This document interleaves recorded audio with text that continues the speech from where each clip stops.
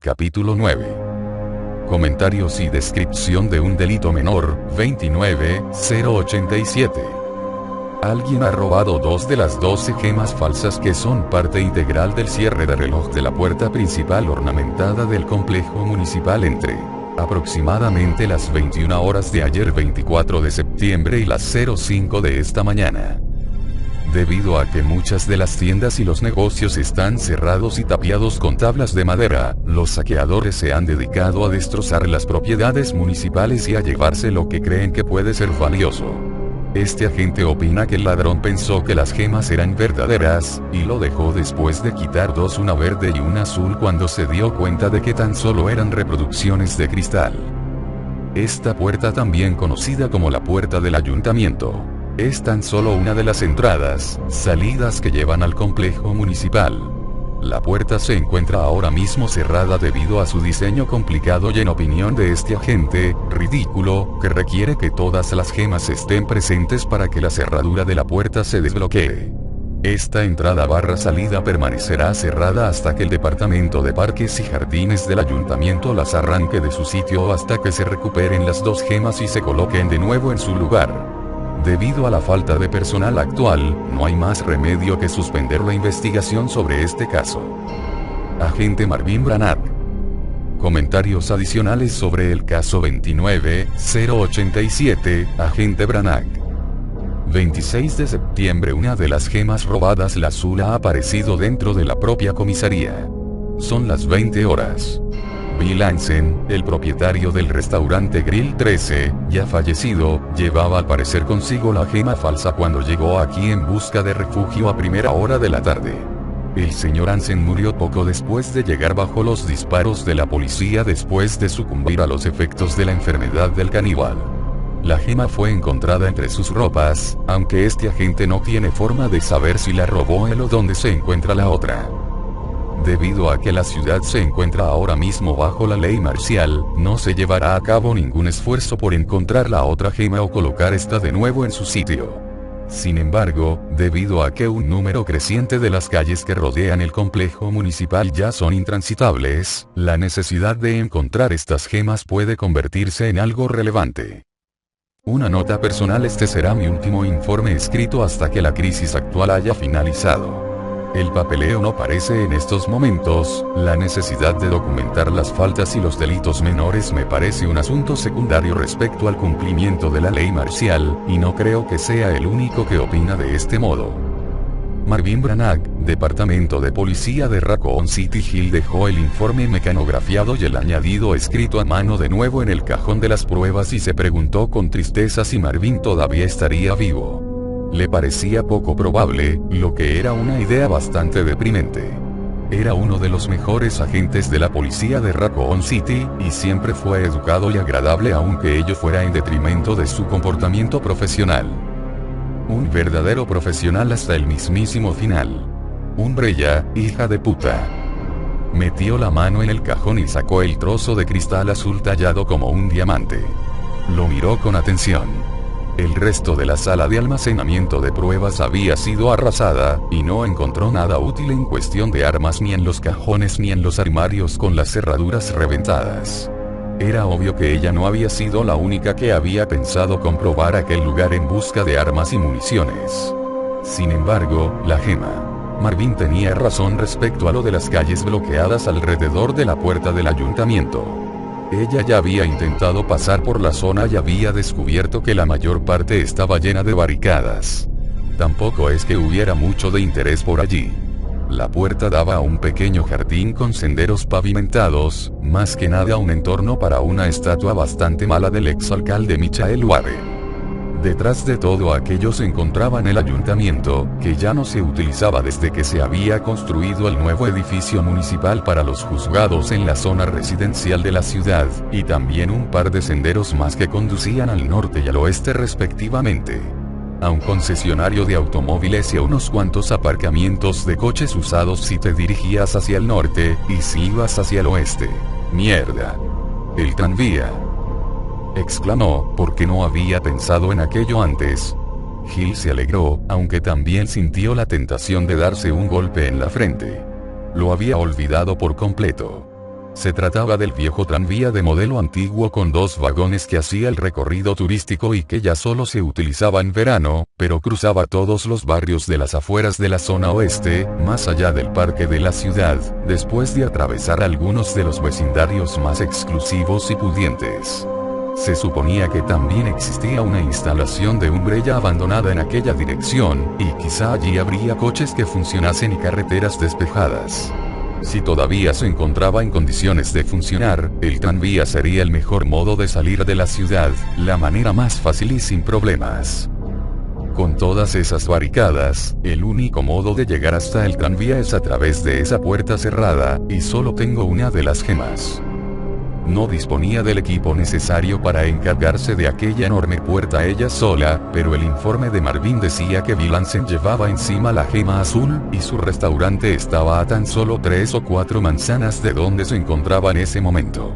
No había motivo alguno para pensar que había tenido en sus manos la gema verde en algún momento, o que estuviera en el grill 13, pero merecía la pena comprobarlo.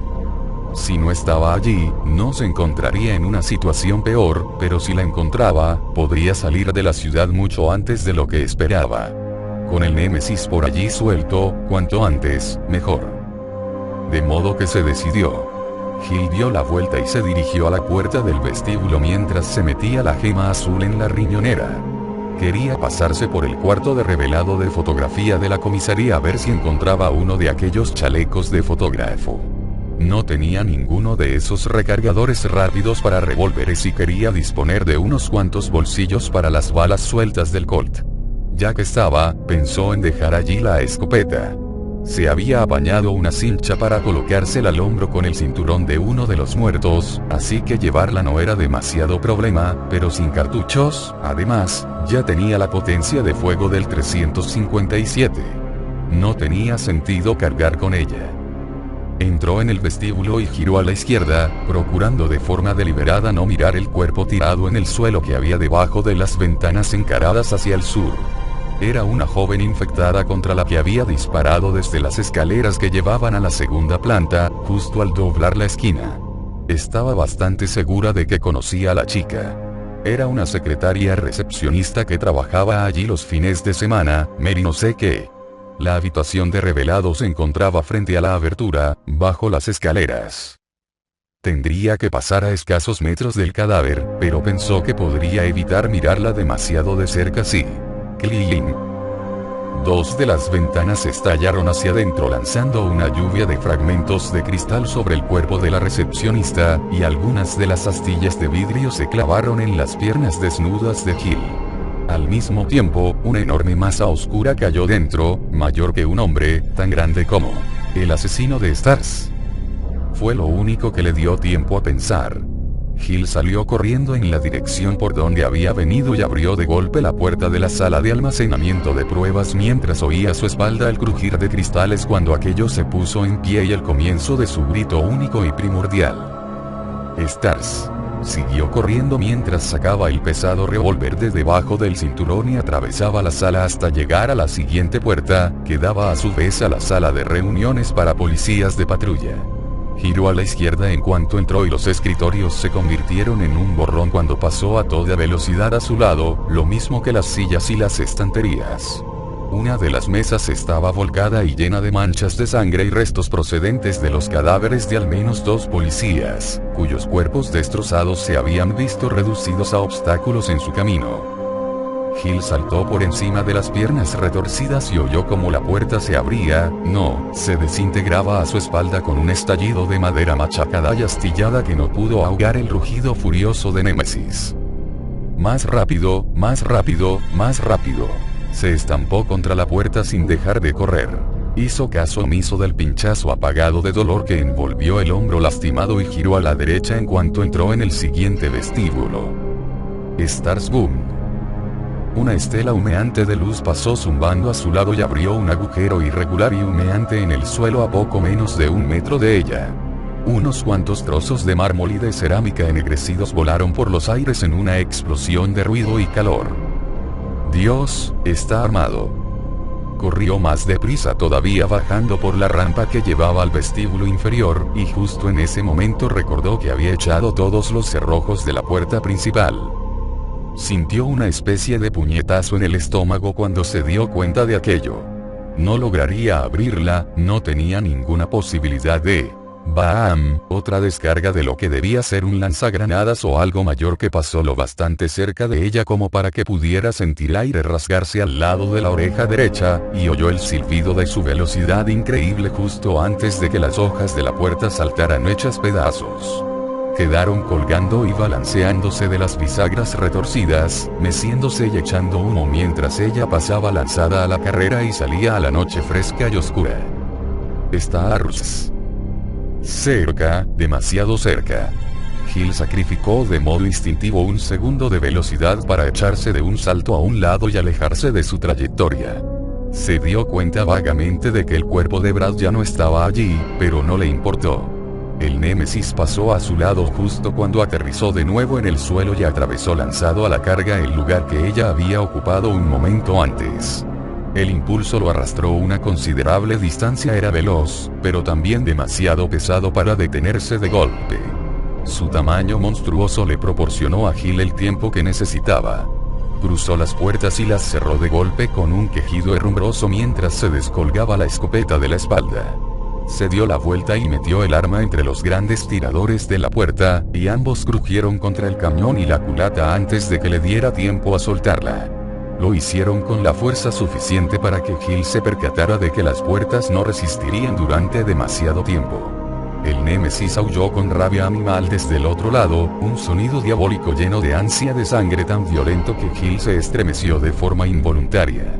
Gritaba por ella, era su pesadilla de nuevo, estaba señalada por la muerte. Se dio la vuelta y echó a correr, y el aullido se fue perdiendo detrás, en la distancia, mientras seguía corriendo y corriendo. Cuando Nicholai vio a Mikhail Viktor, supo que tenía que matarlo. No tenía ninguna razón práctica, pero la oportunidad era demasiado tentadora para dejarla escapar. Por alguna clase de golpe de suerte, el jefe del pelotón D había conseguido sobrevivir, y ese era un honor que no se merecía. Vamos a arreglar este asunto. Nicholai se sentía de buen humor. Iba adelantado en la planificación horaria que él mismo se había impuesto, y no había sucedido nada durante el resto de su trayecto por las alcantarillas. Su siguiente destino era el hospital, donde podría llegar en poco tiempo si tomaba el tranvía en Lonsdale Yard. Tenía tiempo más que suficiente para relajarse durante unos momentos y tomarse un descanso en la persecución. El hecho de salir de nuevo a la superficie de la ciudad y ver a Mikhail al otro lado de la calle, desde el tejado de uno de los edificios de Umbrella, un lugar ideal para un francotirador, fue algo parecido a una recompensa cósmica por el buen trabajo que había realizado hasta ese momento. Mikhail jamás se enteraría de que lo había atacado. El jefe de pelotón estaba 2 pisos más abajo, con la espalda pegada a la pared de una casucha medio derruida mientras cambiaba el cargador del rifle. Una bombilla de seguridad, que arrojaba una luz irregular debido al revoloteo de los insectos nocturnos, iluminaba a la perfección su posición y haría imposible que localizase a su atacante. Bueno, no se puede tener todo. Su muerte tendrá que bastarme. Nicholai sonrió alzando el rifle y saboreando el momento. Una fresca brisa nocturna le meció un poco los cabellos mientras estudiaba a su víctima, y notó con no poca satisfacción el miedo que mostraba el rostro arrugado y desprevenido de Mikhail. Un disparo en la cabeza.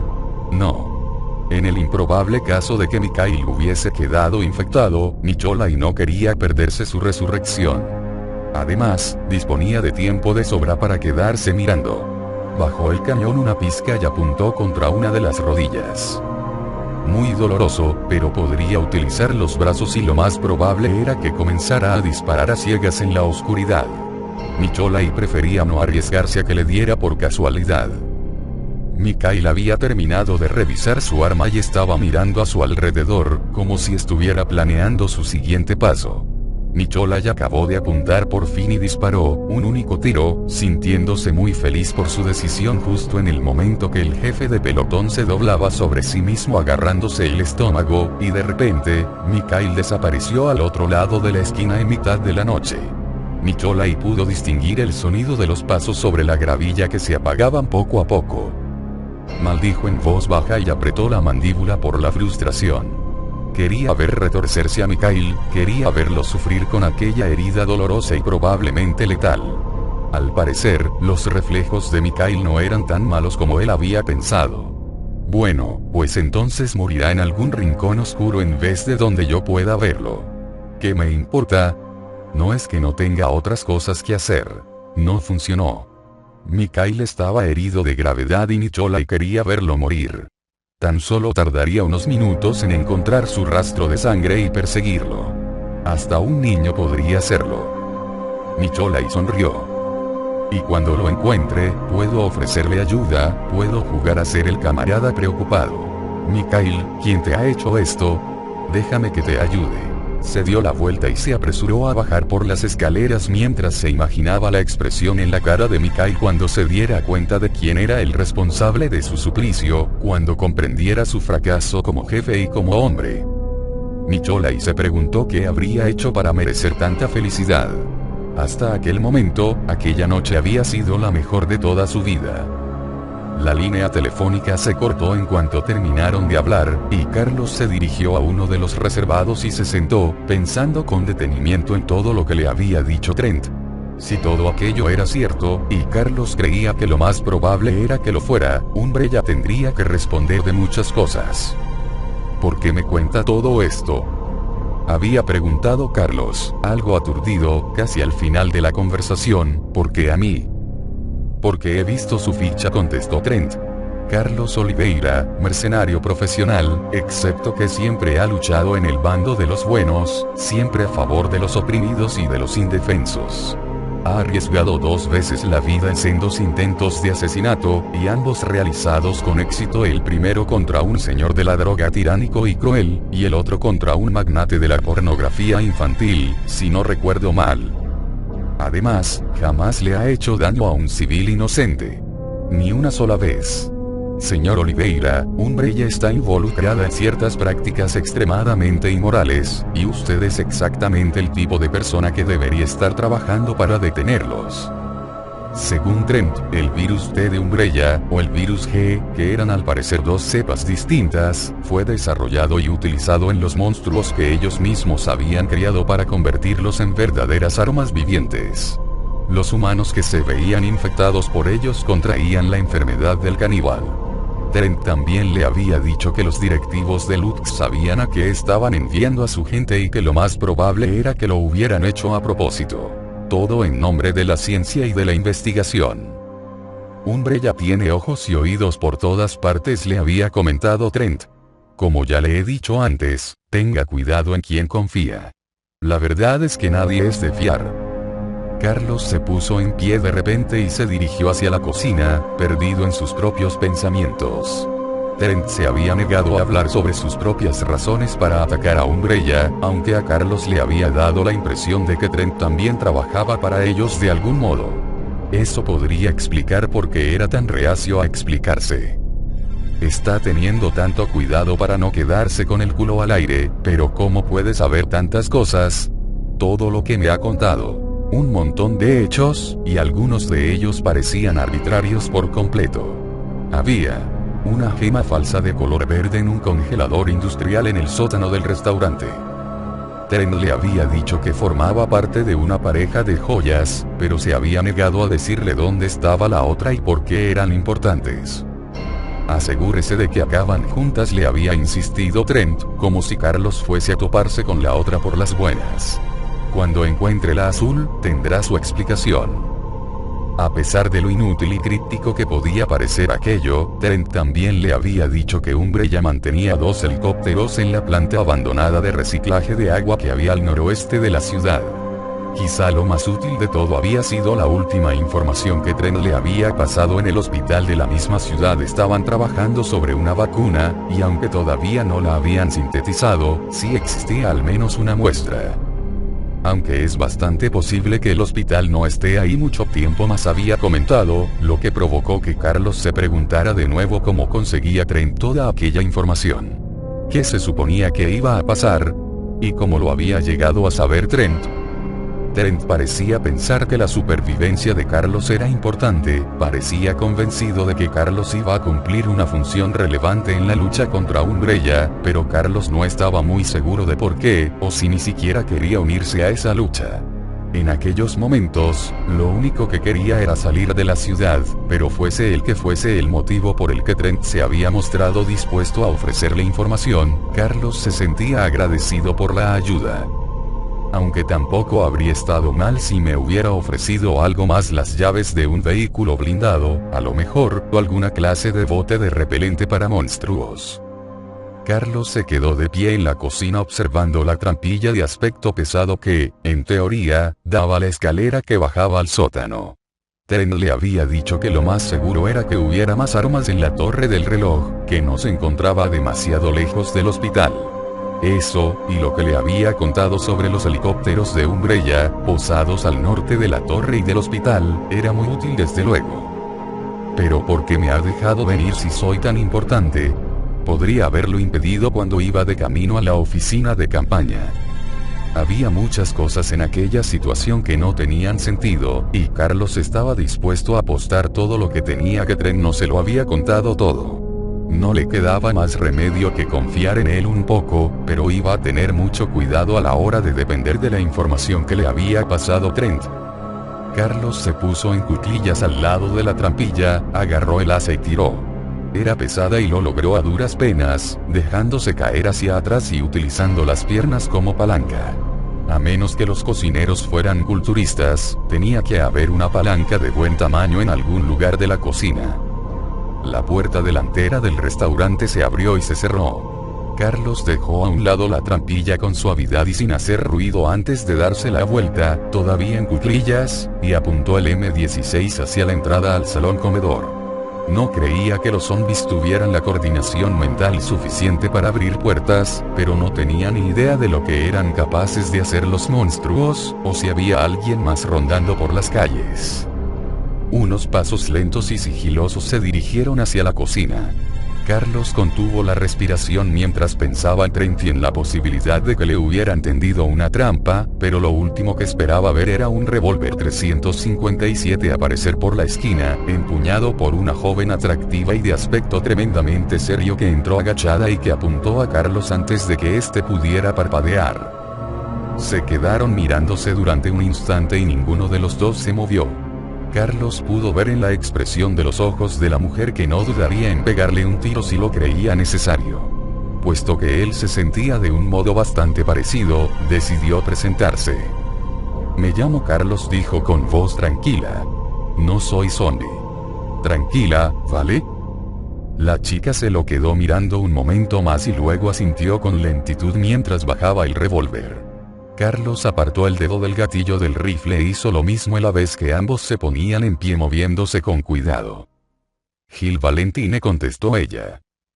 Parecía estar a punto de decir algo más cuando la puerta trasera del restaurante se abrió con un golpe tremendo y el ruido del porrazo vino acompañado por un grito gutural e inhumano que le puso los pelos de punta a Carlos. «Stars», aulló, fuese lo que fuese que había entrado. El grito resonó por todo el restaurante mientras unos pasos gigantescos y decididos se dirigieron a ellos de forma implacable.